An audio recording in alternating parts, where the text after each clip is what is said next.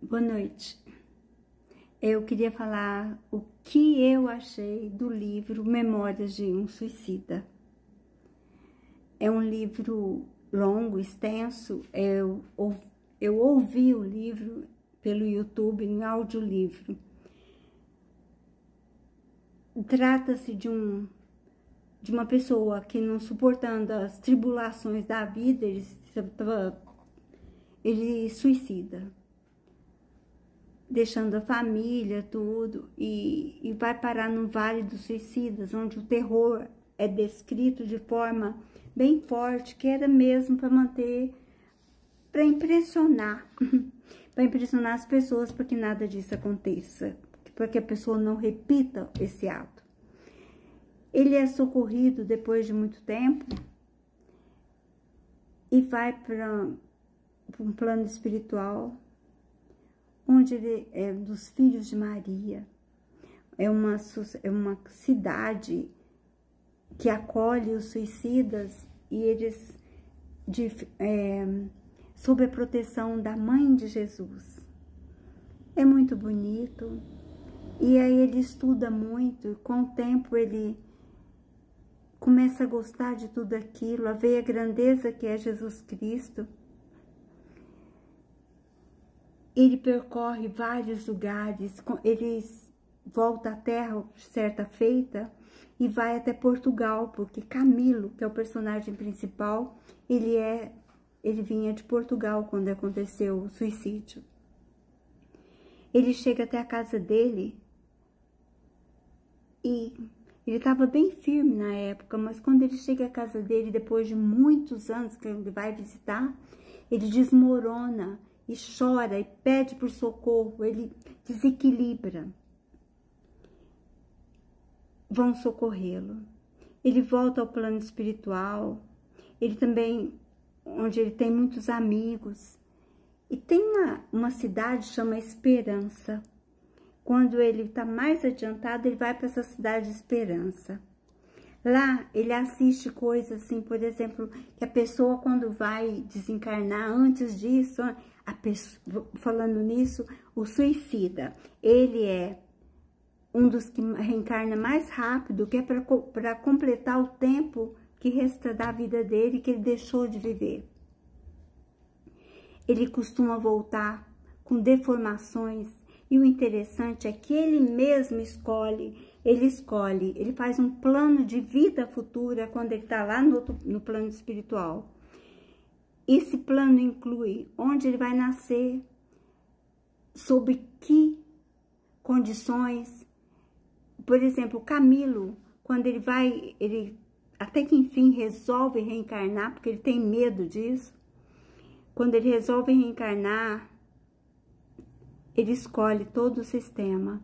Antes disso, nessa cidade de Esperança, então, a pessoa fica sentada com fios ligados e todos que estão lá para aprendizagem veem num telão toda a vida da pessoa desde vidas anteriores. Quando é a vez do Camilo ficar nessa cadeira e todo mundo assistindo, ele fala, eu não quero, pode ser mais tarde, outro dia, eu não estou preparado. Aí a pessoa, o mentor dele falou, não, é agora que você vai fazer isso. E aí ele vê que ele viveu há muitos anos, porque todos somos imortais. Então ele vê que ele fez parte da turma que quis jogar pedra em Jesus. Até eu fiquei com raiva dele. Meu Deus, ele também ficou com raiva dele.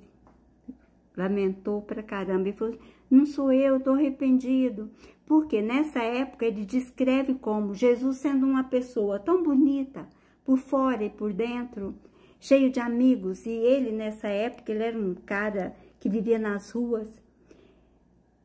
Então ele tinha inveja de Jesus. Então ele ele torcia para Jesus se dar mal. Então, para que ele fosse enforcado. Então, ele, é isso. E começou a falar mal da mãe de Jesus, a gritar aos braços da Virgem Maria. Então ele viveu nessa época. Outra época mais para frente, ele se apaixonou, em outra vida, ele se apaixonou por uma mulher e ele tinha um cargo de poder. Ele tramou contra o marido dela para que ele fosse preso, e aí ele judiou desse homem demais, inclusive cegou essa pessoa.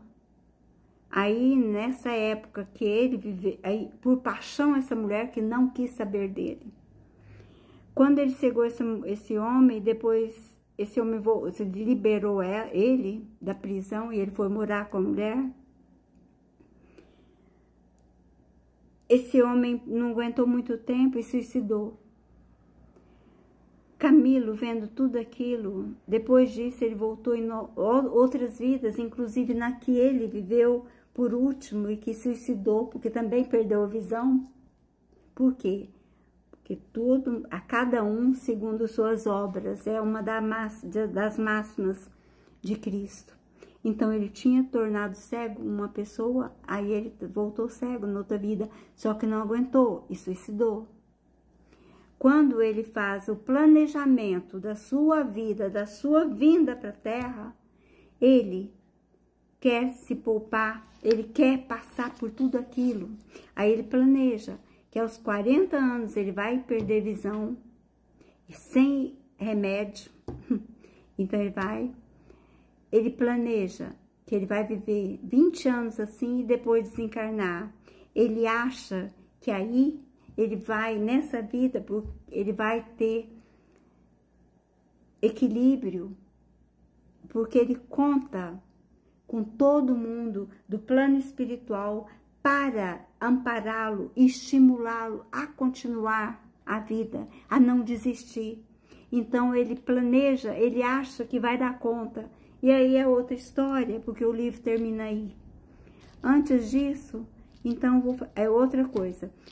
Os únicos que não escolhem como vão nascer são os obsessores, suicidas e obsessores. Esses, eles vêm, segundo a memória de um suicida, eles vêm e aí é escolhida uma família que tem coisas para pagar também, ou às vezes alguém que tem muito mérito, um bom coração e aceita de bom grado que aquele filho seja dela. Então são dois extremos. E o suicida, pelo que eu vi, ele não é perdoado, mesmo que a vida no além-túmulo seja todo de benemérito, que ele tenha arrependido demais. Ele vai ter que passar por uma prova meritória, uma prova que ele vai melhorar. A misericórdia de Deus e da Virgem Maria é muito linda. Então, os espíritos de lá prometem que vão nos olhar a cada momento. Eles não aliviam as dores, não. Assim, você tem que passar por aquilo. Mas, se você rezar, eles dão força para você suportar. Então, se eu hoje tenho uma prova e que acho difícil, vamos pedir para Deus, pedir para o anjo da guarda, pedir para os espíritos protetores nos amparar e ajudar a suportar essa prova, que a gente vai ser recompensado depois. Espero que tenham gostado. É um livro muito bom, é longo, mas parece um beabá da vida. Tem que assistir.